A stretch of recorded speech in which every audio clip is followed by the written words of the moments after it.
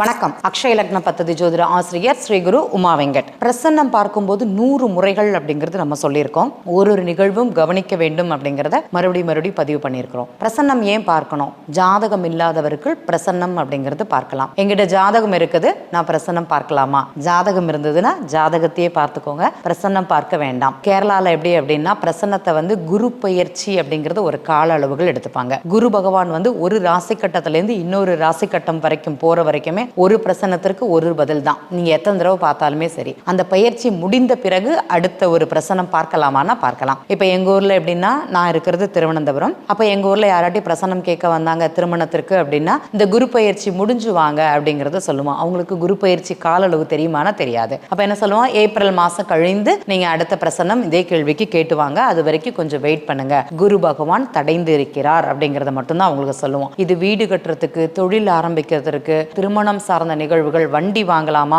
எல்லாமே அங்க பிரசன்னம் கேட்டுட்டு தான் செய்வாங்க. ஏன்னா அவங்களுக்கு ஜாதகத்துல நம்பிக்கை இருந்தாலுமே பிரசன்னம் அப்படிங்கிறது அந்த நாட்டு மக்களுக்கு ரொம்ப ரொம்ப முக்கியம். அது தெய்வத்திட்டேந்தே வர்ற உத்தரவு அப்படிங்கிறது தான் அவங்க எடுக்கக்கூடிய ஒரு தன்மை. பிரசன்னத்தை கேட்க வர்றவங்களை என்ன சொல்லுவாங்கன்னா பிரச்சகன் அப்படிங்கிற வார்த்தையை சொல்லுவாங்க. சொல்லக்கூடிய நபரை தெய்வஜன் அப்படிங்கிற ஒரு வார்த்தை சொல்லுவாங்க. அப்ப தெய்வத்திலிருந்து கிடைக்கக்கூடிய அறிகுறிகளை, கிரகங்கள் மூலமாக சொல்லக்கூடிய தகவல்களை நமக்கு சொல்றாங்க அப்படின்னா அது தெய்வஜனுக்கு சமமான ஒரு வாக்கு அப்படிங்கிறது அவங்களுடைய நம்பிக்கை. முன்னோர்கள் முன்னாடி என்ன பண்ணுவாங்கன்னா, ஜாதகம் பார்க்க வரும்போது